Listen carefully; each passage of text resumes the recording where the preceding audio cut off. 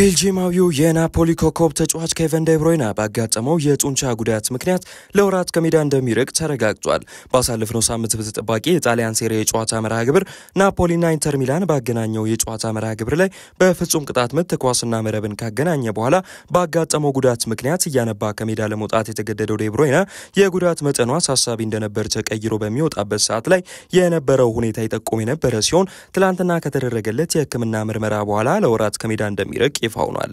ኬቨን ዴ ብሩይነ ከማንቸስተር ሲቲ በክረምቱ የዝውውር መስኮት የጣሊያኑን ቡድን ናፖሊን ከተቀላቀለ ጀምሮ ለአንቶኒዮ ኮንቴ ቡድን ቁልፍ ከሚባሉ ተጫዋቾች ተርታ መሰለፍ ችሏል። ኬቨን ዴ ብሩይነ ባደረጋቸው 11 ጨዋታዎች 4 ግቦችን ማስቆጠር ሲችል 2 ግብ የሆኑ ኳሶችን ደግሞ አመቻችቶ አቀብሏል። ታዲያ እሱ ጉዳት ለስኩዴቶ ክብር ከወዲሁ ብርቱ ፍክክር ላይ ሆነው በሊጉን በአንደኝነት የሚመሩትን ናፖሊዎች የቡድኑን የፈጠራ አቅም እንዳይቀንስባቸው ስጋት ውስጥ ከቷል። የሪያል ማድሪዱ ኮከብ ቪኒሲየስ ጁኒየር በዕለቱ ተደርጎ ከነበረው የኤል ክላሲኮ ጨዋታ ላይ ተቀይሮ ሲወጣ ሲያሳይ የነበረው እኩይ ተግባር በበርካቶች መነጋገሪያ ሆኗል። ብራዚላዊ የመስመር ተጫዋች ቪኒ ዣቪ አሎንሶ በ72ኛው ደቂቃ ላይ በሮድሪጎ ቀይሮ በሚያስወጣው ሰዓት ላይ ሁል ጊዜ እኔ ነው የሚቀየረው ክለቡን ለቅቄ ሄዳለሁ ብሎ መናገሩን ዳዝን ያስነበበ ሲሆን እንደዛ አትሌቲክስ ያሉ ታማኝ የመረጃ ምንጮችም ይህንን መረጃ ከከንፈር አንባቢዎች ማረጋገጥ ችሏል። ይህንንም ተከትሎ ታዲያ ስፓኒያርዱ አሰልጣኝ እንደተናገረው ከሆነ ከቪኒሲየስ ጁኒየር ጋር በጉዳዩ ዙሪያ በግል እንደሚያወሩ ይፋ አድርጓል። ታዲያ ይህንን ተግባሩን ተከትሎ ክለቡ ሪያል ማድሪድ ቅጣት ይጣልበት ተብሎ ሲነገር ቢቆይም ማርካ ከላሴር አገኘሁት ባለው ሪፖርት መረጃ መሰረት ክለቡ በተጫዋቹ ላይ ምንም አይነት እርምጃን አይወስድም፣ ከአሰልጣኙ ንግግሮች ያደርጋል፣ ውሳኔ ሁሉ የዣቪ አሎንሶ ይሆናል ሲልም ማስነበብ ችሏል።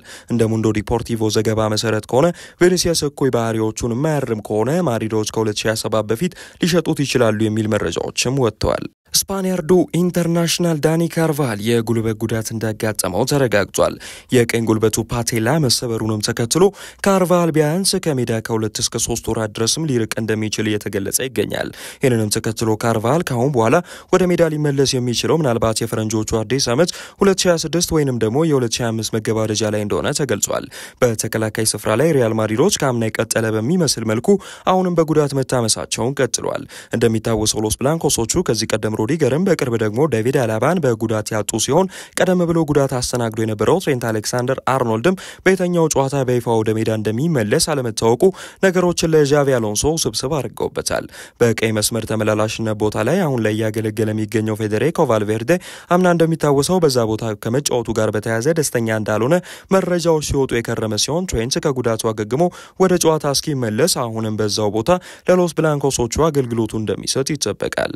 አሮጊቷ ዩቬንቱስ አሰልጣኟን ኢጎር ቱዶርን ማሰናበት ችላለች።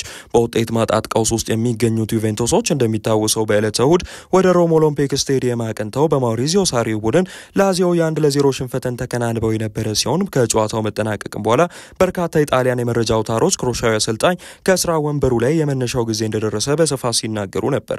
ታዲያ ከ3 ተከታታይ የጣሊያን ሴሪ ሽንፈት በኋላ የተነሱት ኢጎር ቱዶር በጊዜያዊ ኬርቴከርነት ማሲሞ ብራምቢሊ እንደሚተኳቸው ተነግሯል። ዩቪዎች እንደሚታወሰው ቱዶርን ባሳለፍነው ግማሽ የውድድር ዓመት ላይ የቲያጎ ሞታ ምትክ አድርገው ካመጧቸው በኋላ ወደ ሻምፒየንስ ሊግ ውድድር እንዲያልፉ አድርጓቸው የነበረ ቢሆንም በዘንድሮ የውድድር ዓመት ግን በአውሮፓ ሻምፒየንስ ሊግም ሆነ በጣሊያን ሴሪ የተሳካ ጊዜን ማሳለፍ ተስኗቸው ከርመዋል። በሊጉ የደረጃ ሰንጠረዥ 8 ጨዋታዎችን አድርገው በ12 ነጥብ 8ኛ ደረጃ ላይ ለመቀመጥም ተገደዋል። እስካሁን ድረስ ቢያንኮኔሪዎቹ ማን በዋና አሰልጣኝነት ይረከባቸዋል የሚለው ጉዳይ ጥያቄ ሆኗል።